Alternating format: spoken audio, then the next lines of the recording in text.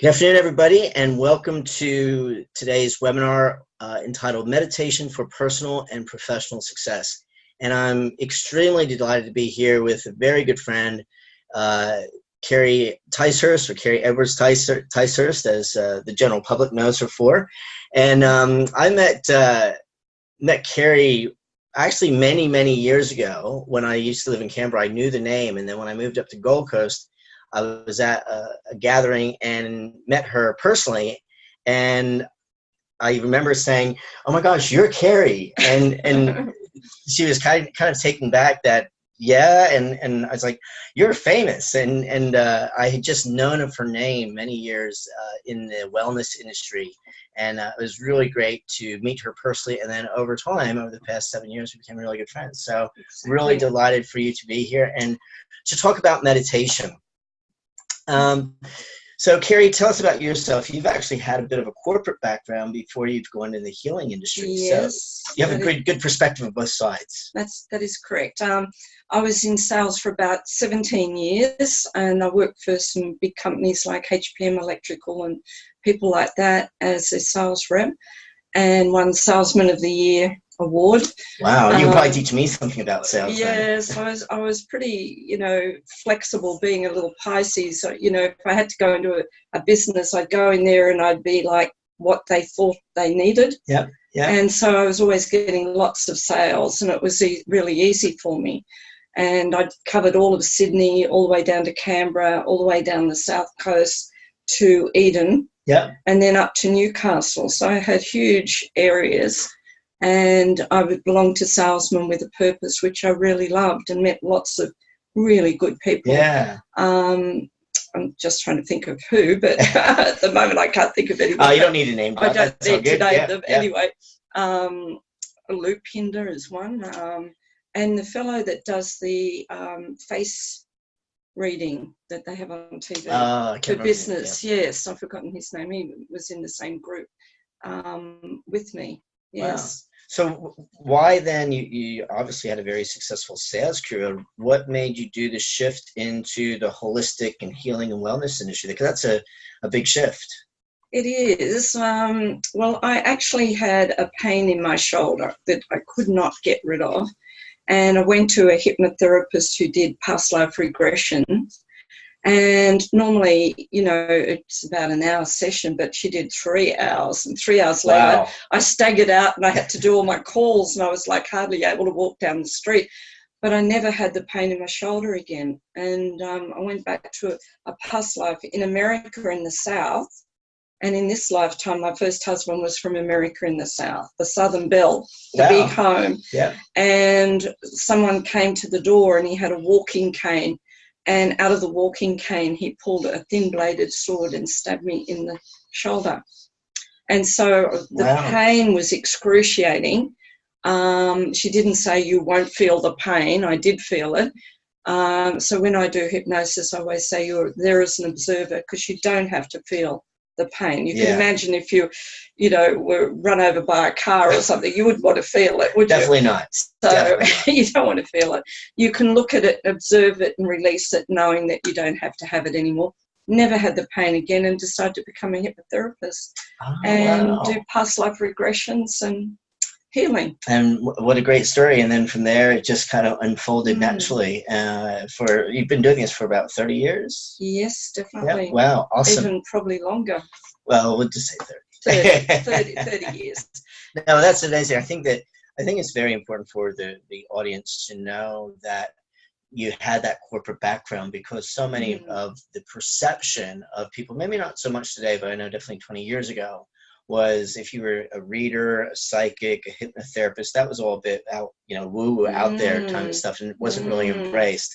And I think it's very important when people understand the background many of the people from the wellness or healing industry have come from, that they do understand that they're not coming in from this esoterical framework and stuff. Well, I just loved it so much that I got very involved with it. And then I did all those meditation CDs and opened a healing centre in Sydney and Manly, Pittwater Road, Manly, with float tank and crystals, hypnotherapy, the whole bit.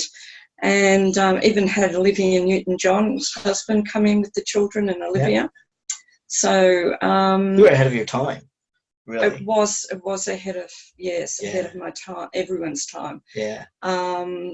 But I had that passion, so I had to do it. It was like I was being guided, and that passion was there, and I just went for it. That's awesome. That's awesome. So today, what we're going to be talking is about meditation. So before we go any further, let's just review some of the benefits. And I've done a little bit of research in this area many years ago when I was more into the wellness industry, and now we actually have scientific evidence through many universities and more of these health and wellness programs. So just really quickly, it improves your immune system and energy level. It reduces blood pressure, increases mental strength, focus, memory, retention, and recall, which I know many of my friends do, include myself.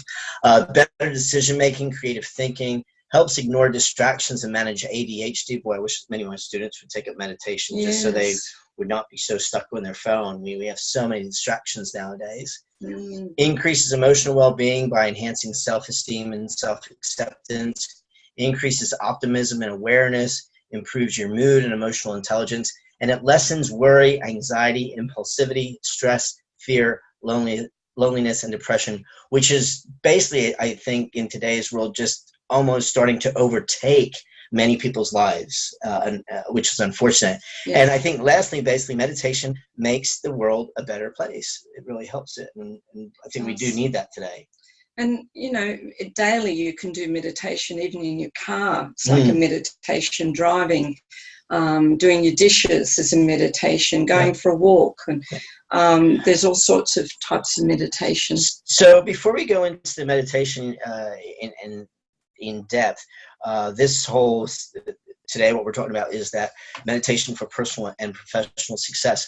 I think before people go into meditation is that defining, well, what is personal and professional success? What is it to you? And maybe even go back to what was it when you're in your corporate days and to what it is in today's life for you?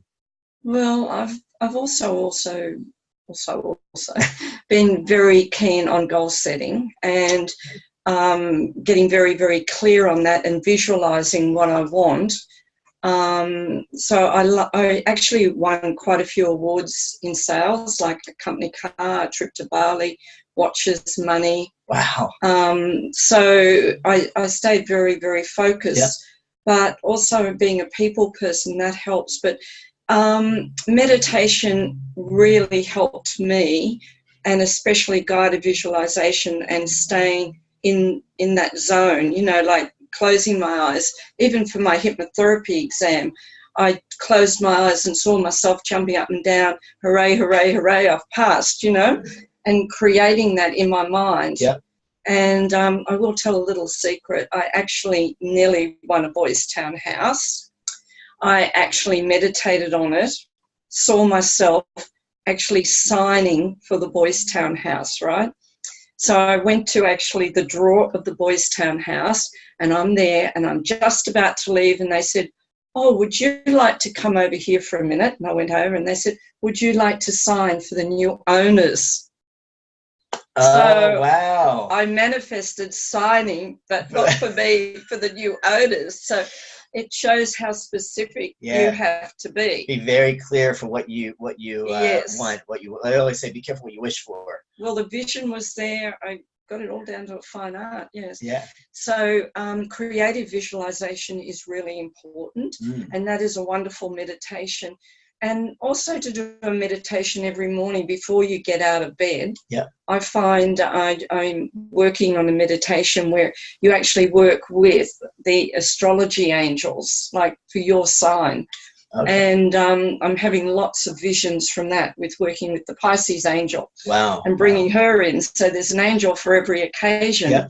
And I hadn't even thought of astrological angels. So it's really exciting when you bring in your own astrological angel and feel that energy around you and start the day with that energy. So just going back to what you were saying in regards to success, and you said it so well with that example, is just being very clear of what is success for you. So if success for you is to be number one in sales in your in your organization or in your career or even your personal success, picturing that you're the quote unquote perfect mom or perfect dad, of just seeing what that perfect relationship is, and really having that intention becomes very important, because like you said, if you're not clear, then whatever you meditate on, it may kind of be there, but not exactly. So I think the takeaway from that is, for the audience, is just to be very clear, what is success for you? And I put the light bulb there as that light bulb moment going, that's what success is for me. And exactly, you really need to delve into it, of what it's going to be. And the thing is, if you're wishy-washy, then you're creating more wishy-washy. So the clearer you can be, but also that daydreaming state, when we were little children, we daydream about things that we wanted, and children always seem to manifest what they want. And they go into that daydream state. So daydreaming and having that quality time where you sit under a tree and you do that meditation and you just go into that peaceful place, and there's only 3 deep or 2 deep breaths and a slow breath, gets you straight into a very peaceful place. And I use that with my reading clients to show them how to meditate. And I use it at the beginning of any hypnosis. And I always meditate before I do a hypnosis session or readings. So what is meditation?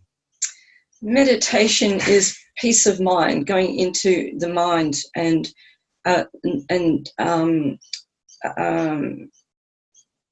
stilling that mind with all the monkey chatter. Because we all have monkey chatter. There's little voices inside our head that's telling us not to do it. What are you doing? This is stupid, all that other stuff. And we just have to block it out. Exactly. And the more you meditate, I find the days I don't meditate, my energy is a bit all over the place. You find that you get rattled by people a lot quicker? Yes, definitely. It's like me with exercise. If I don't exercise in the days I intended to exercise, I get a bit ratty. Yes, exactly. Talking about the different types of meditation, you were saying, you can meditate when you're walking, when you're doing dishes, ironing. What are the various types there? Because I also hear there's religious types of meditation, there's Zen meditation. Like, it can get to be very confusing for a novice. Yes, well, there's also, like, a slow walking meditation, or the crane meditation, where you just walk very, very slowly, and just take each step very slowly. So you're slowing down your walking and you're slowing down your mind, and that's a very simple meditation. You can do that at the beach, or you can just do it in your own yard. And I used to teach this when we'd go to schools, and you'd have the headmaster and you'd have all those teachers, and they'd say it feels so good to get out of our head, because teachers have to be in their head with so much stuff, so much work when they get home, that if they can slow that mind down and do like a slow walking meditation and clear that monkey chatter, it actually makes their preparation easier for the school work for the next day. So it was like meditation in motion. Yes. Movement meditations for some people, and I love movement meditations, are really good. Awesome. What other kind of meditations are there? Well, Qigong, Tai Chi, yoga. I thought that was an activity, though. Meditation is, you can have movement meditation, or you can be very still and just go into that sacred space. Because many years ago it was kind of like that you'd sit and you just sit still, and if you didn't move, like, you were in that trance. So that's not necessarily so.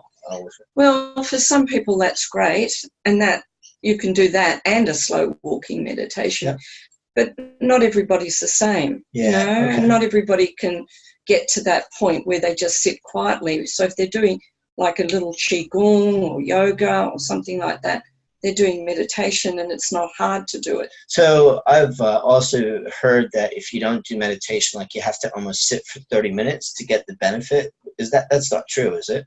No, you can do just two deep puffs and a slow puff down into your heart chakra, puff it out, and stay in that little quiet space for as long as you like. Okay, so for newbies out there, even if they start out with like starting at 2 minutes, and because they might be so distracted that even if they achieve 2 minutes, that's a bonus, and then they can work from 2 to 3 to 5. Definitely. And I mean, I do know people that meditate for a couple hours at a time.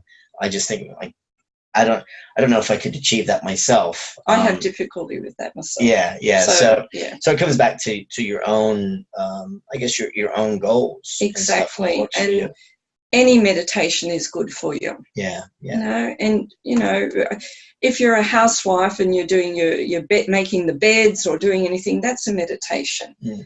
You know, it because can even being mindful.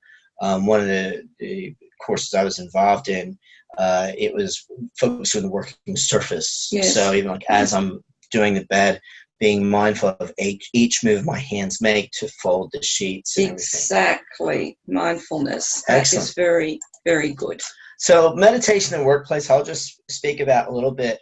And Kerrie, you even mentioned about going into the schools and working with the teachers. Yes. Many successful CEOs and business people and athletes, they basically say they need meditation to help slow them down so they can go on back to the benefits, make better decisions, increase their creativity, tune in with the universe or whatever, or God, whatever terminology you want to use it. So we're starting to see more meditation classes in the workplace, whether they be for lunchtime meditation, just to almost force, and I don't like to use the word force, but to get their employees just to stop. Yes. Get away from the computer, and their stress levels go down. And that to me, I mean, hypnosis to me is a meditation. And so anything, if you play a meditation CD as you go to sleep at night, there's really good ones out there that you can just put on to go to sleep, because some people have difficulty going to sleep.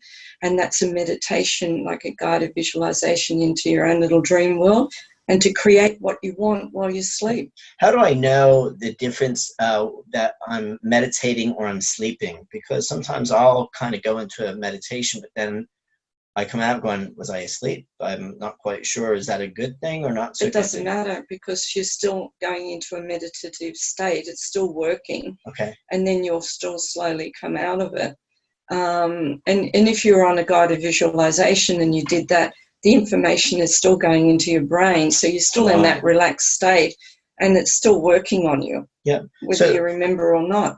So you've talked about guided meditation. So I've asked Kerrie to take us through a brief guided meditation. But before we go into that, so explain to us what is a guided meditation, because there's a lot of meditations that you can pull off online or on YouTube and everything. Yeah. Well, a guided meditation is just where the person is guiding you, obviously, maybe on a little journey along a beach and up into a temple, and then just working with your guides, or just going to your sacred space where you sit by the water and just be aware of the birds and the water and the sound of the water with your eyes closed. So you're just being guided, but it works on your subconscious as though you're really there. Your subconscious doesn't know the difference between you being there and not being there. So that's why you can go to a tropical island and feel like you've had a bit of a holiday when you come back, even though you physically haven't done it. And that's why people who run races use hypnosis to run the race in their brain before they actually run the race, because their brain thinks they've already done it. I know a lot of people would love to do a guided meditation going to the gym, because they hate going to the gym, but unfortunately they don't see the results afterwards, like they've lost the weight and everything. So when I'm if I'm on the net and I'm searching for guided meditations, how do I know that I've found a guided meditation that will suit my needs? Well, first of all, you need to have a voice that you like. Okay. If you get a voice that's sort of grinding, or you get a voice that has an accent that irritates you. Hence why I don't do meditation CDs. If you get one like that, it then grinds on you, and you can't listen to it. You can't relax unless you like the sound of the person who's actually doing the meditation. Okay. Yeah, that would be an important one. Yeah, it is an important, very important. Yeah. And also that it's soothing and actually does put them into that deep relaxation and deep sleep. Does music have anything to do with it as well?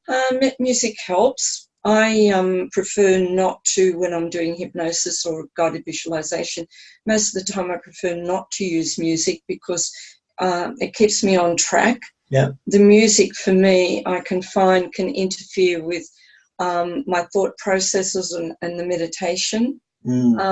So, I mean, for some people, they can do it quite easily, but a lot of times you add the music. If it's a CD, the music is added later, not when you're doing the meditation, so that you get music with the meditation. So if you're saying, like, to focus on the breath, the person who's listening, if there's music in the background, they may find it really difficult to focus on the breath because they have the distraction of the music.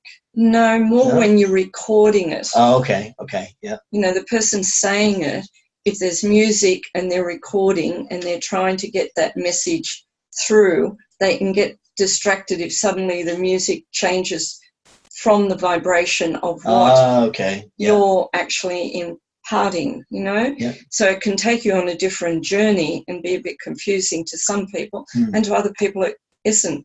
For me, I prefer, when I'm doing a meditation or hypnosis, not to have music. Yeah. You know, on my CDs, obviously I've got music. It's been added in afterwards, and it blends in with what I'm doing.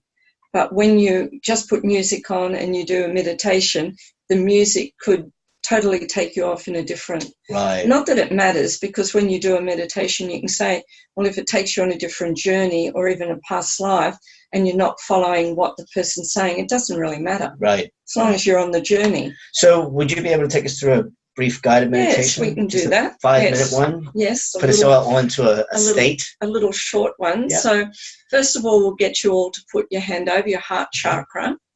And then this gets you out of your head and into your heart space. What I might do is just turn the video so they're not watching us going into a meditation state. That's right. They can watch us. They can watch us? Okay. Yeah, they can watch us. So we're just taking we've got our eyes closed. Yeah. It's actually good for people to see this. Okay. So you're taking a deep breath in, then you hold it, then you drop it into your heart chakra, and then you just puff it out like... Now, the next one, you do the same. You take a deep breath in, hold it, and then allow it to drop into your heart chakra and puff it out like... Great.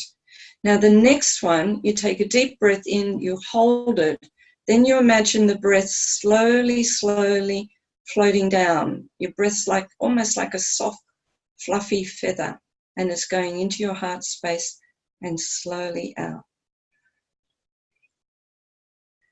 And then you stay in that peaceful place. And you imagine yourself now going down just some little steps. There might be 5 steps. And you're making your way down the steps. 5, 4, 3, not thinking about anything. Any sounds you hear are just sounds. And 2, 1, you're at the bottom of the steps.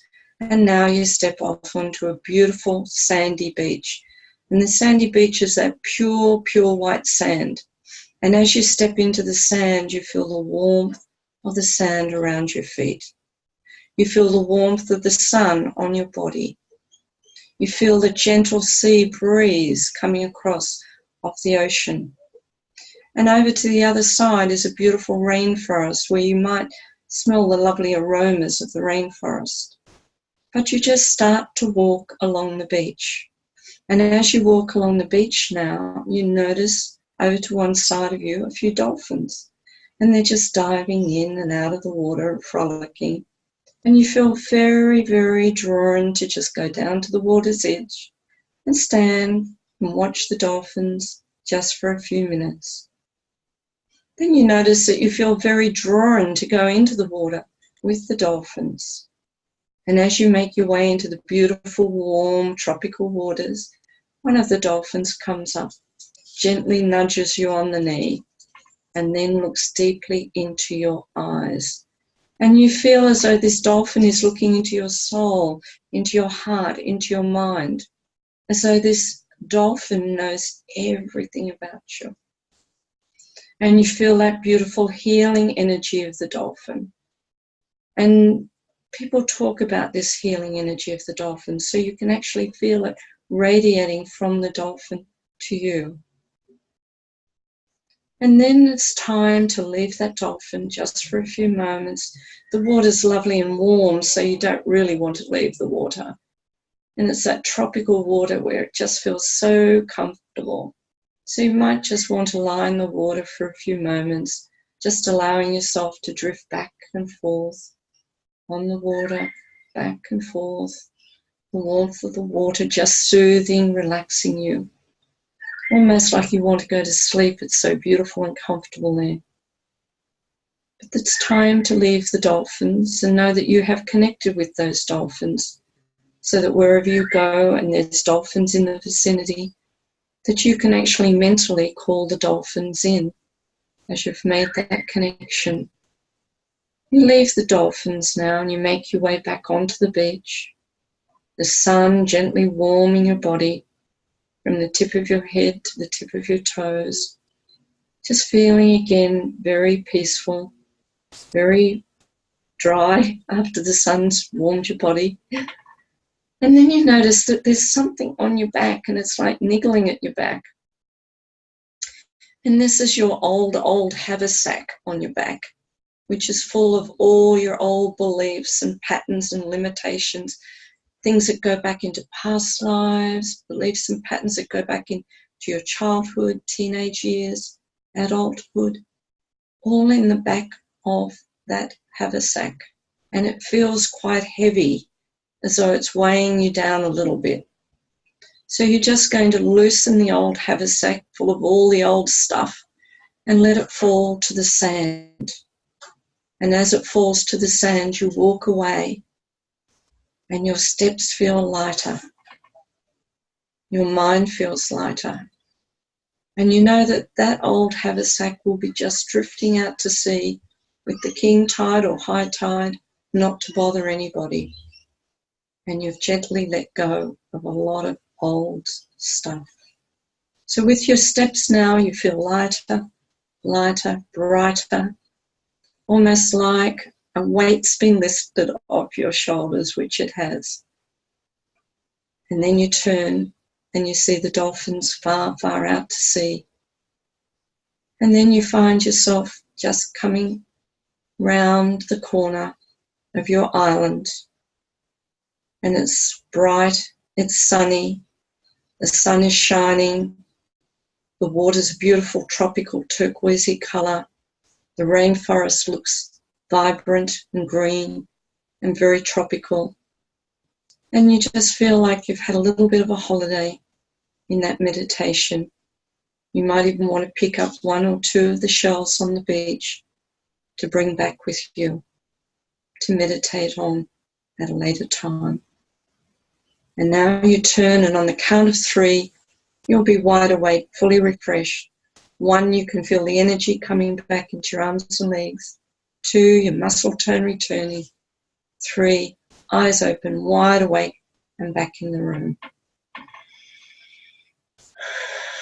Wow, that was great. So left all that old stuff behind. Yeah, fantastic. Now dumped in the ocean. Dumped in the ocean. I don't.